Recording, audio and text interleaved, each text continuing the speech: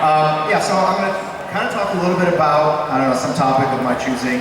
At different panels, I've talked about how to draw hands, how to draw action figure, dynamic figures. If you go online and search YouTube, you'll find some of that stuff.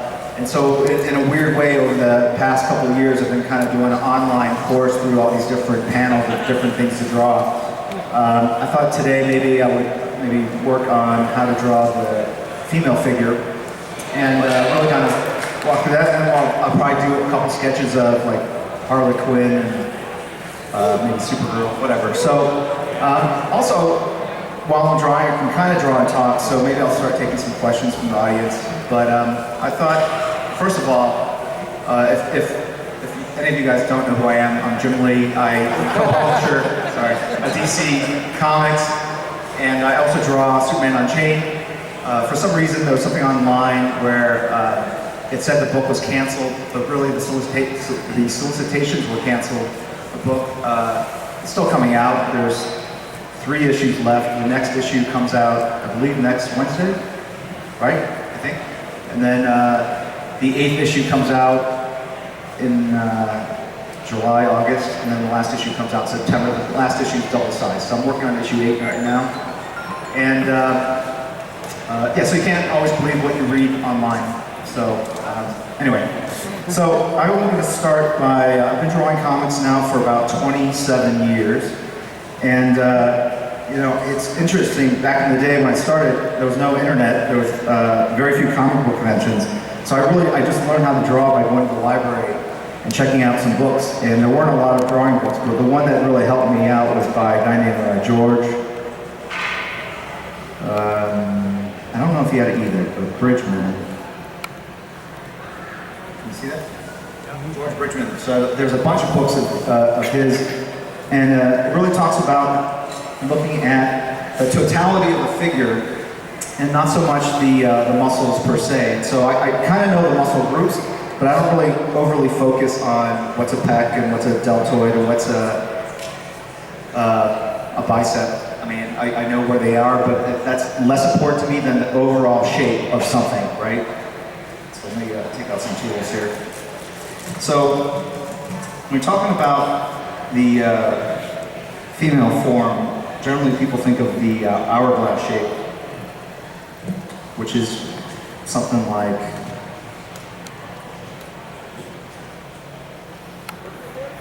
right, something like that, right? So try to think of the upper torso as a shape like this. I don't know how to quite describe this. Maybe an ant head, right? If this were an ant, right? See that? Okay. So if you can draw an ant, you can draw a female figure, right? So you just draw the head, get rid of the mouth, the antennae, right? So that slot is where the shoulder comes in. Either think of an action figure, or think of a Barbie or whatever. If you take them apart, if they're articulated, they tend to have this kind of area. This is the chest, and this is the center line. And there's a hole up here for the neck, and the other arm slot goes back over here. And this is the edge of the rib cage, the diaphragm or whatever is down here. And then you have the pelvis, which is kind of like a shape like this. Like think of a heart, right? And then put a little hole in the side. And that would be the pelvis. And so if you have those two and you put them like that, or you can move this pelvis around if the figure's in motion. But you start out with just the torso and the pelvis, and that creates the dynamic in the figure, and then you can just kind of connect them up, draw some limbs, right? Right, and there you have the figure, right? So to make it more dynamic,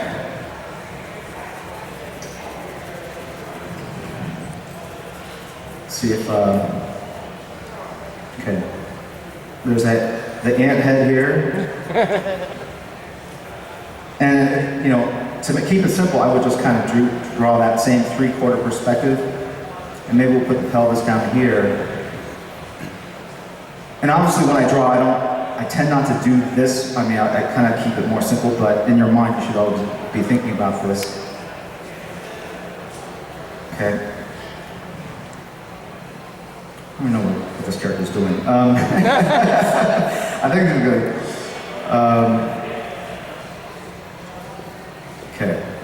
So what you just saw was probably what you shouldn't do. I try to tend to think of an overall gesture. Okay. In my mind, my mind's eye, I have this idea of what this character's doing. And then after I kind of have that gesture, I think of that torso shape, think of that pelvis shape. And it's basically Harlequin kind of leaning back in the chair, holding a big hammer. See that? Yeah. Maybe her arm is kind of, right? So this is what's called a gesture drawing. As you see, it has a lot of energy to it, and that's something that you want to really capture, because as you refine it, it becomes less and less dynamic, it becomes more and more static.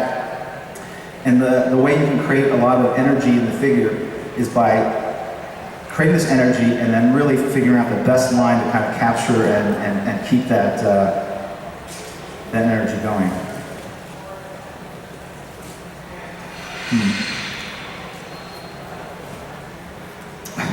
Okay, I don't know what I'm doing.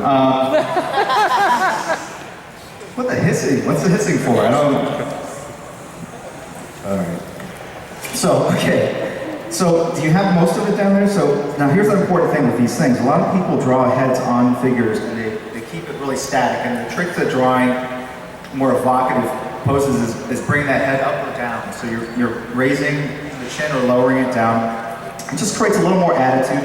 So if this is going to be Harlequin, and I'm going to draw the original costume just because it's easier for me to do from memory.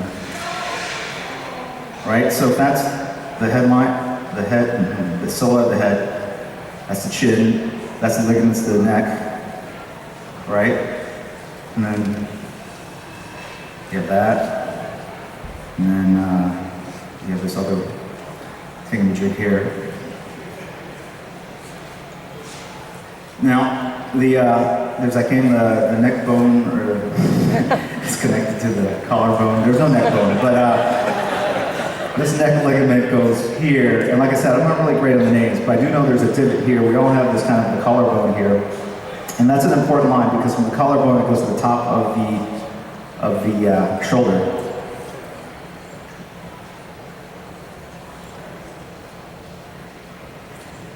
So you can even see with that hand, I just kind of get a very basic shape. I'm going to go in there and add the detail later. It's less critical, but I'm really looking at these outside lines. But in my mind, I'm also thinking about the shapes in between. That's really what George Bridgman taught, is that I don't know all the tricep muscles that go up in here, but I do want to retain that kind of round shape, right? And that arm kind of fits into that socket, and this is your pec muscle, right? And so you can see I'm sort of still following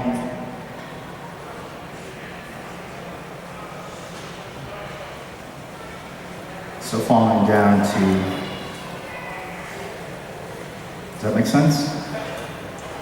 Now here's where that pelvis comes into play. This is the high point of the pelvic bone here. And it comes down, and then the leg comes out of that slot that we drew here.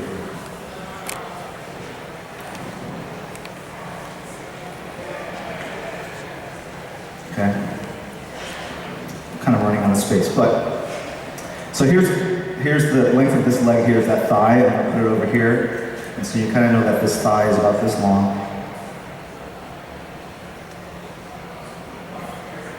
Does she have boots, or does it? There's something down here, right?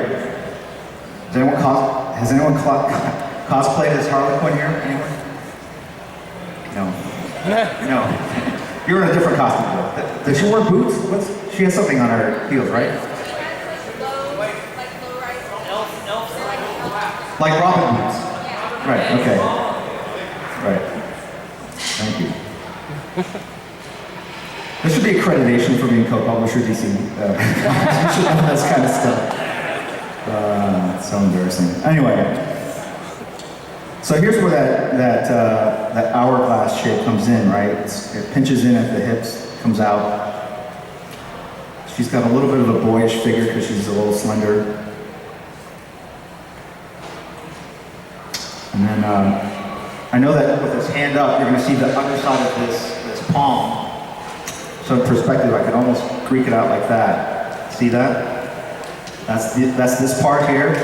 That's the top part of the fingers here. And the elbow comes out here. And it just kind of fits in there. Right? Maybe a little bit longer.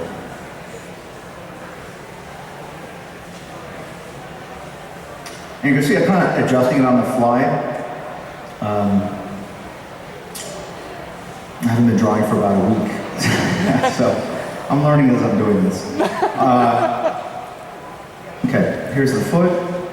And if you notice, I don't really worry too much about the feet. The thing about feet and hands is you can kind of just place them and then attach them to the rest of the body. So, like for instance, if you're going to draw something in perspective, like a hand coming out at you, sometimes I'll just draw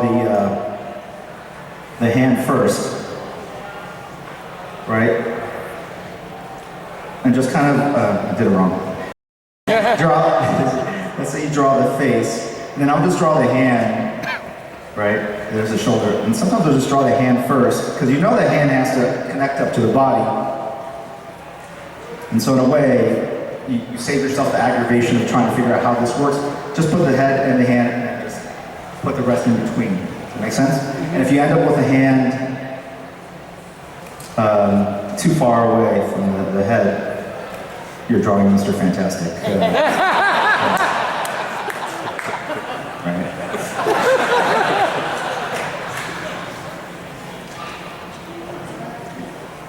Anyway, that's how the character probably created, right? Jack Kirby. He's probably a regular guy, no powers, just a scientist, and drew the hand too far away and said, "No, he stretches." Anyway. Okay, so I drew the foot, and if you notice, like the ankle would be here, that foot would be really short, but I like the placement of the foot, so I know that the heel is down here, so I'm going to basically send that down here. Doesn't look so nice in the ink, but let me think. This side is black, right? This side is black, so that side is black. Oh my God, this is so complicated. No wonder we changed the costume. Black. All right, I have no idea. Anyone have a connection that can Google this real quick for me? Yeah, I'm getting All right, great. Do the hammer. Do the hammer? Okay. You could be a great editor. Thank you. I don't have the full script for it. Why don't you just draw the pages that we gave you and worry about the other stuff later? That's the new costume, but okay, but that helps. All right. Right, so this is black, so this is black, this is red. That doesn't help. If it were black, I could just black it out. I'll use white out. Anyway, so she's sitting on this chair, but now I'm thinking in my head, I'm trying to save this sketch real quick. There's these things that they put on the back of elephants that people ride on. All right, so I'm gonna make it kind of this improvised thing that has. Oh, okay, great, thank you. All right. Yes, thank you for your contribution. You have a passcode? Do you have any good pictures on this? Oh, I don't even know what she's doing. So she's holding the hammer in a very different way. Anyway, I'll have to figure that out later. All right, so we got this. Battery's low, so I don't know. Okay. So you gotta have this.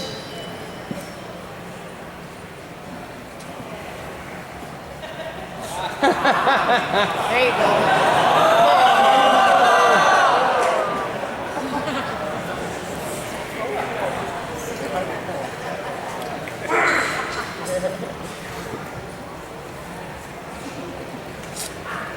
I don't know where to send it like this. Where did that go? I'm gonna gonna put it right here. Great thing about Batman is that there's a lot of shadows. You'll see why they're so useful.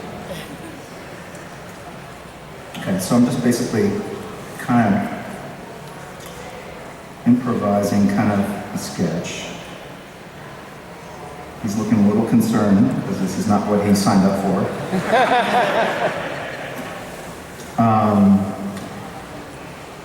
Screwed it up, so she's kind of basically... Erase the hammer. No, I'm just going to turn it this way. There you go. There you go.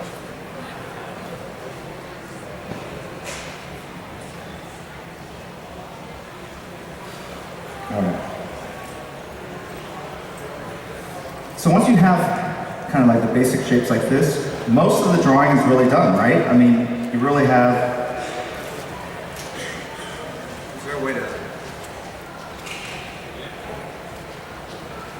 That's as good as it gets.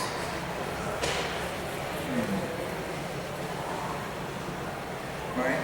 So once I get to this point, I feel pretty comfortable with it. I've got the shapes down.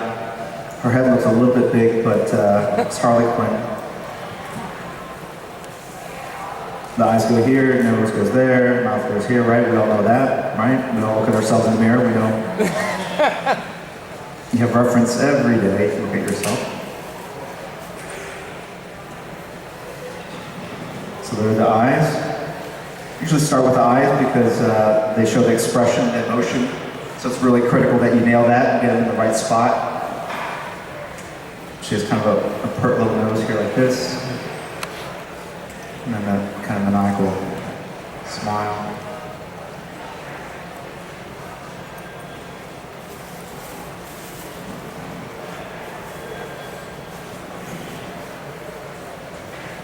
Okay.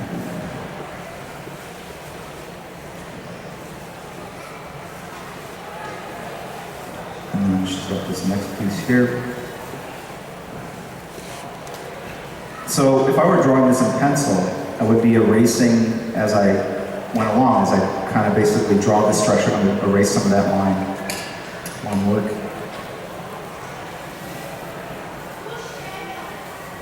Right.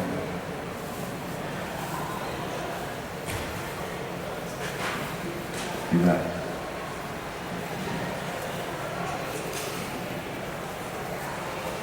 You'll see sometimes I do these very kind of quick lines like that, and that's basically to create a gradient, and the gradient is when you go from black to white. So if you have, it's kind of what cross-hatching is, so if you have light cross-hatching and then it can get denser, right? It's just creating, because we don't have the ability to create gray tones using ink, and so we use cross-hatching as a way, if you kind of squint at that, it's a kind of a light gray to a dark gray to a solid black, right? So you can do that in a number of ways. You can either cross-hatch, right? Or you can do it like this. So that's what I'm doing. It just creates a little more variation. So this is a light gray and it goes to a dark black here. Okay. And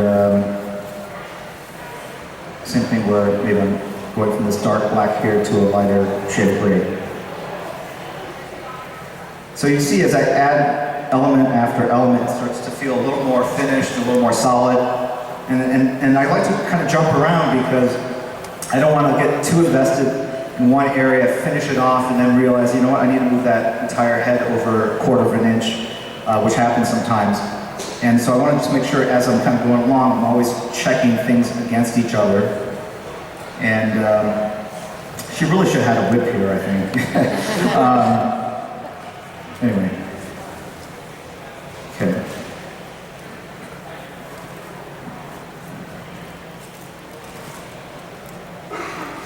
So that's the brow of Batman, casts a shadow. This area casts a shadow across the nose.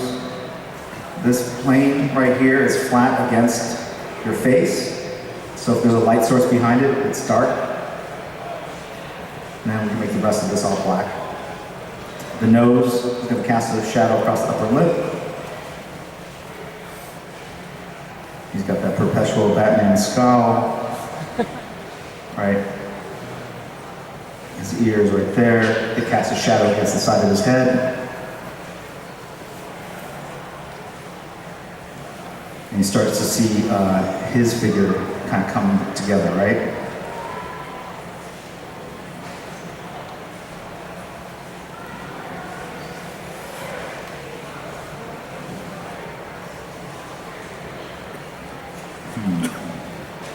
Okay, worked. All right.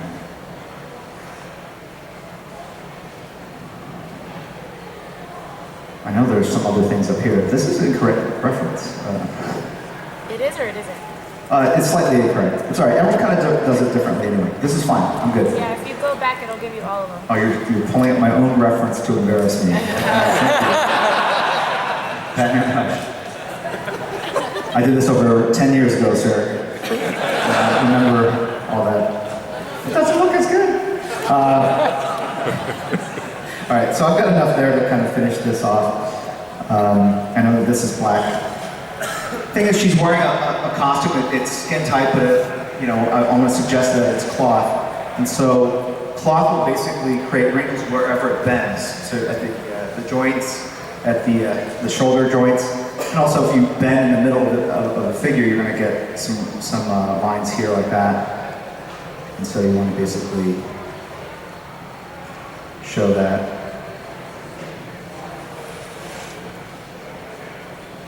And with this kind of material, it's like spandex or something, so it's kind of shiny black, and so it'll have a rim light, right, an edge light that basically makes it look like it's reflecting a light source next to it.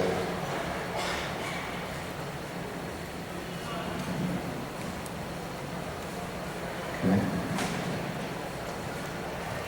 All right, so that's all black. So it's actually really easy. You can just black out all the inner shapes there, the muscles, and then just keep the rim light on the edges to suggest the light bouncing off the black costume itself. So here, this other hand that I kind of creaked out before, again, don't get too concerned about where all the fingers go. Just know that there are knuckles across this ridge here. So you draw 1, 2, 3, 4 knuckles. Yeah, that's enough. And maybe a little shadow of the fingers underneath, but it's not super critical. Because again, most people do not go and look at that kind of detail. They're looking at the whole drawing, the gist of it. Okay? And draw the eyes in, but can't see.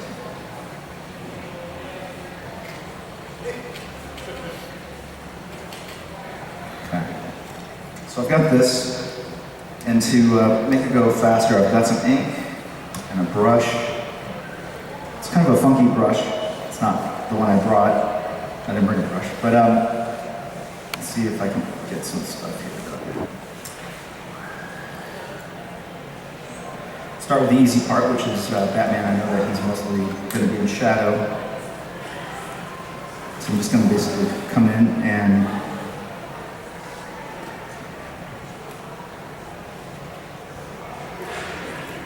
see, you kind of feather that black into the gray shapes there.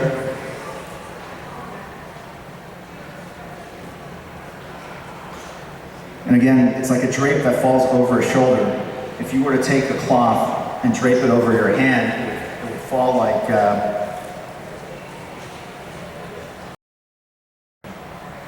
if you were to draw your finger, right?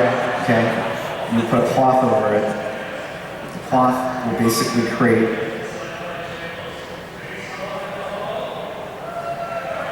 and they all go back to that point. If that makes any sense. Same way if you have a shirt and you come down to kind of where it bends, right? So you can kind of see. This brush is not very good. Right, so the folds are going to be where the arm, where the material gets tucked in. So when we go back to Batman here, imagine that there's a finger underneath that shoulder.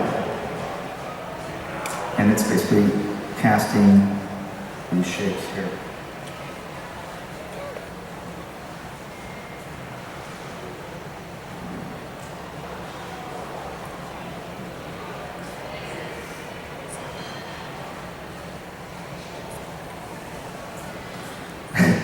I was,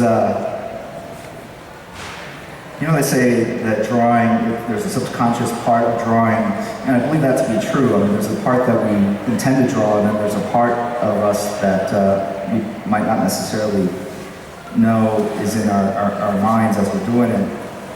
I was on vacation this week with my family, and I was in this same pose with my daughter. She was riding on top of me, and so I think maybe that kind of inspired this shot. She's 22 years old though, so it was really weird. She's actually the 2.5-year-old, so yeah. So there's Batman. Okay. That's the infinite cape, Batman. His symbol there goes. Oh, sorry. So there's the bicep there, and that's the shoulder underneath, the shadow underneath the bicep. The forearm, he's got the glove here, so I can go black in there. Keep it really kind of vague. Maybe the knee would show up here. This is going to be the shadow of the cape, right? So it's deliberately kept kind of simple. Wait.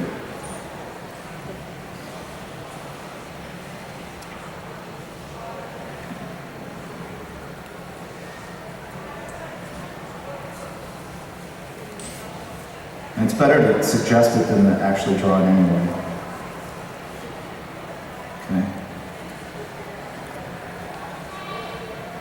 All right. Let's finish this off here. I wouldn't suggest necessarily putting it directly on your drawings, unless you have a lot of whiteout. It's a little tricky. This brush is not ideal. Usually you want to get something that comes to a point.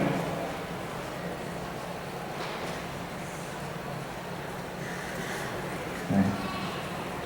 And you see it's kind of a dry, what we call a dry brush.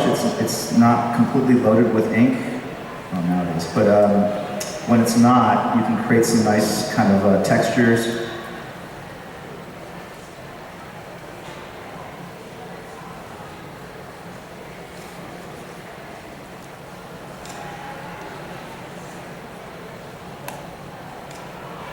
Haven't done it yet, but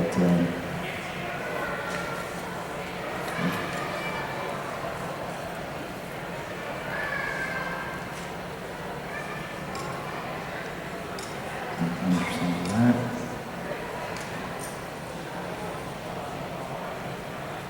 So this has a very kind of sketchy kind of quality to it, which I enjoy doing. It's going to be a little rougher than what you'll see printed. That's why the comic books usually take so long when I pencil the work. Very meticulous, and I erase and I redraw things and really get it down to one specific line for everything I'm doing. And since these legs are underneath her, I can actually go all the way to black and just suggest the structure underneath. Okay. All right, so now I've basically what I've called spotted the blacks, all the major shadows, and I can go in and clean this up to help create more of this kind of barrel shape on this thing. I'm going to go in and do this.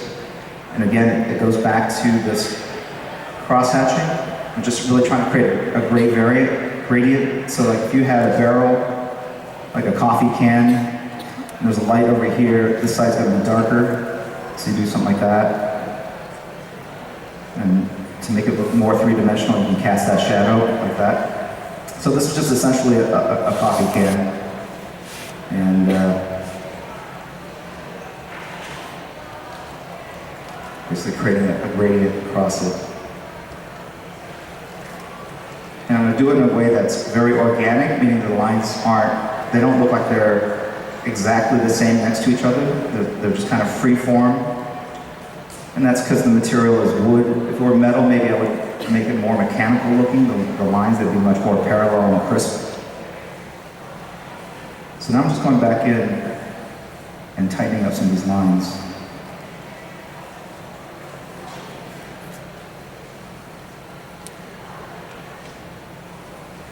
Filling in some of the blacks.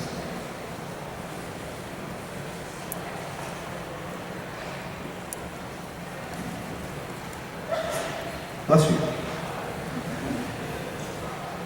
Okay.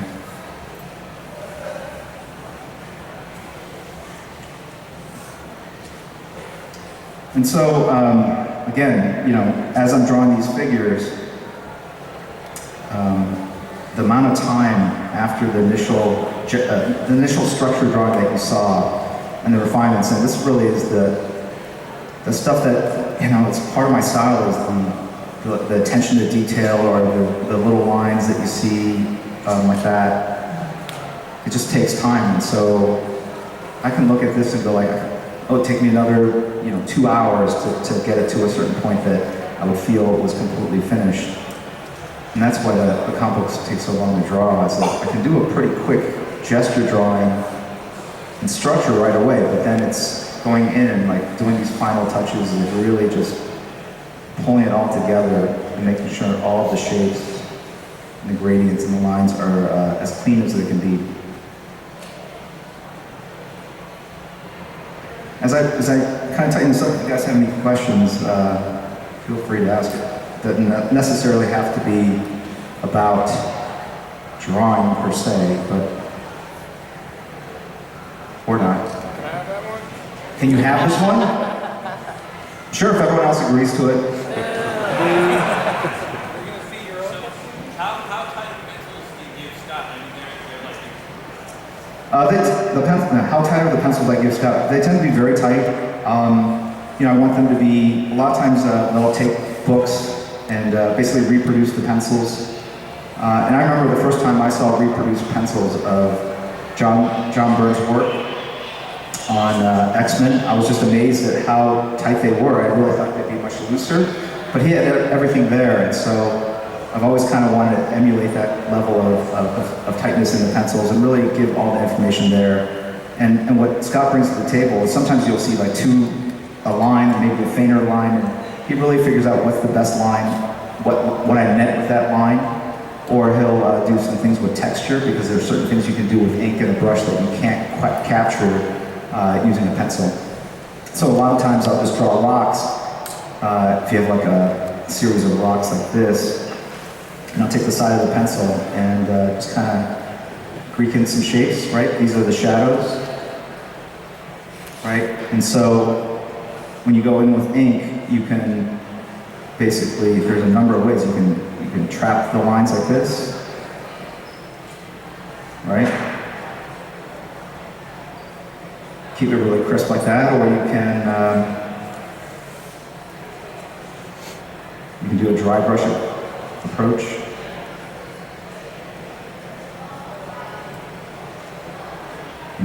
Where you use the actual hairs of the brush to create texture. Right? So there's all these different ways you can interpret that little bit of pencil that I put down. So that's the fun part for him as an inker, I think, is to figure that stuff out. And it's not just rocks that have texture, but metal. Like you'll see a lot of times, you see a little figure.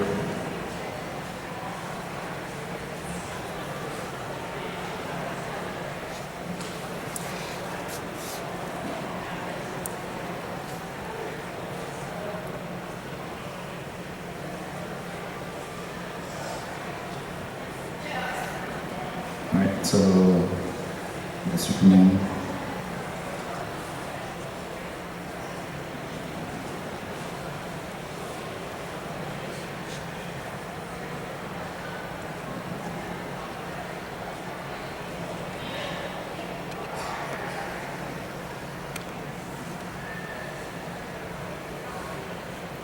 Okay, so, and he'll be standing on like the deck of the Justice League satellite carrier or whatever it is. And sometimes you do a shadow and you can just basically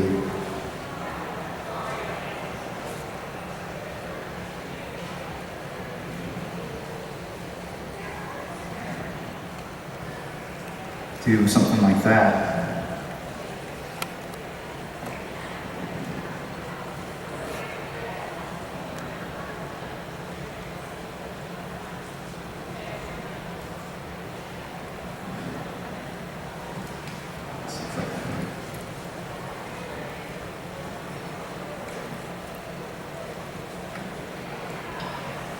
And then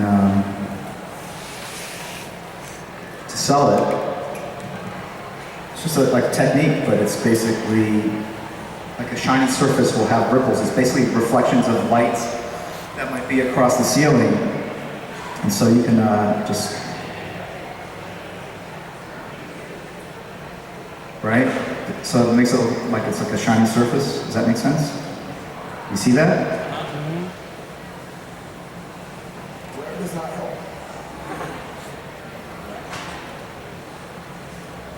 It helps if this pose actually matches the shadow. You get the idea. Anyway, so we'll go back to this character. I'm just gonna fix up a couple things. Now I'm gonna use whiteout to kind of clean it up. And this is what I would normally do with a eraser. You always start with the body? Do I always start with what? White? The body. The body. Body. Oh, yes. Yes. I do. The torso and the pelvis, that's why I started with that. That's the core of the figure. The limbs can kind of go everywhere and they're going to move in different positions, but where the torso and the pelvis fall on top of one another really solidifies and gives that character mass and weight, is what we call it. Okay. Jim, Yes. if you're drawing different kinds of women, like a Wonder Woman versus a Harley, is the torso and the hip, is that where you would change what the anatomy would be, or is it in the limbs?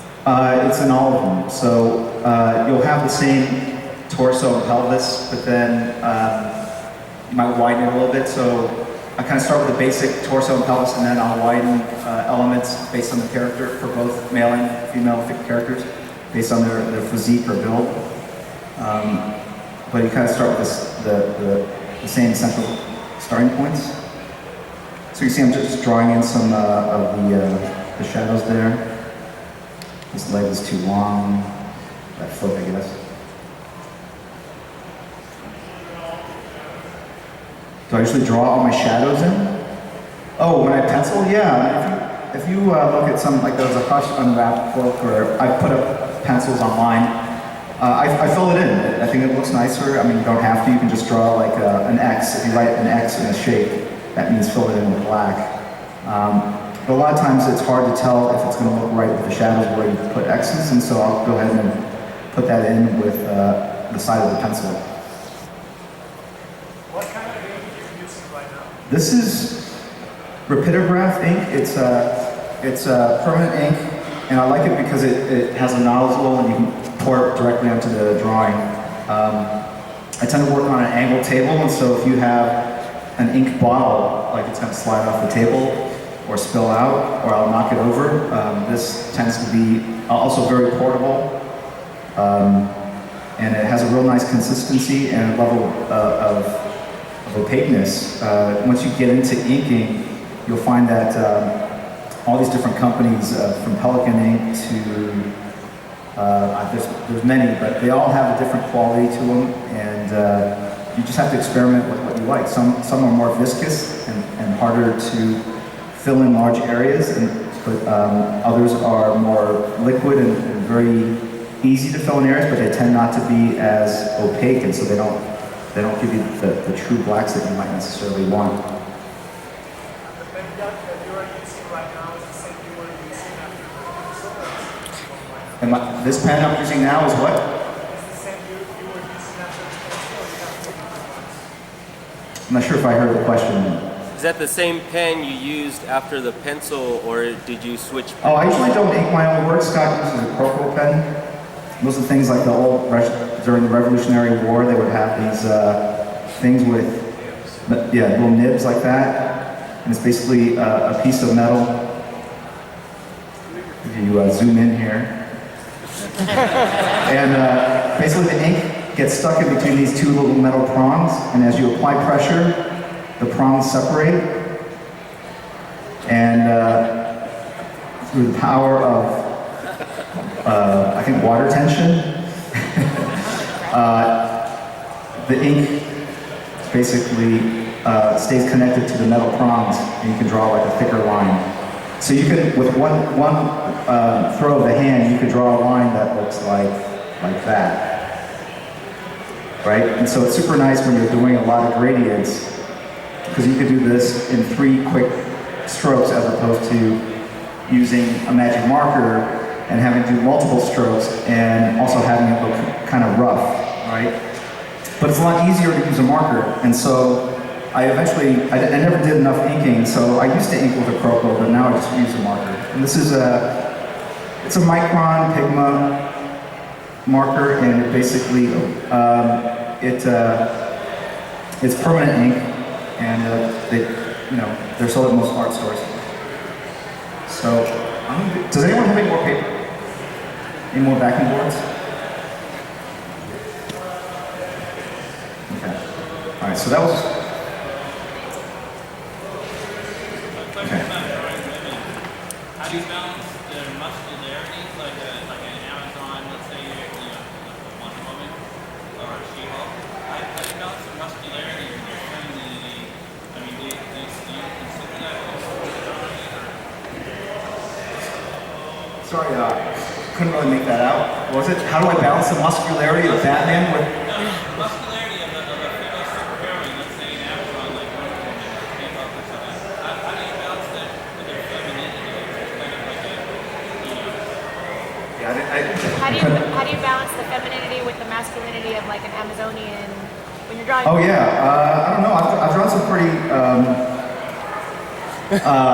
bulky Wonder Woman shots. I think there's a shot of like Psylocke I did from like the 90s where she's in a swimsuit. She's got her arms up like this, and she's got huge guns, and I'm like, wow, that didn't quite come out the way I wanted. But I'm not afraid to put a little bit of muscle on like a character like Wonder Woman. I think it makes a lot of sense. And you just gotta make sure not to make the necks look too buff. I think that's the secret, right? If you don't really, if the necks are looking a little too thick, I think that's where you start losing some of that femininity. But it's actually interesting with Wonder Woman. You can actually put a lot of mass on her and kind of get away with it, and people don't necessarily see that you've actually given her a lot of body mass. So I'm doing.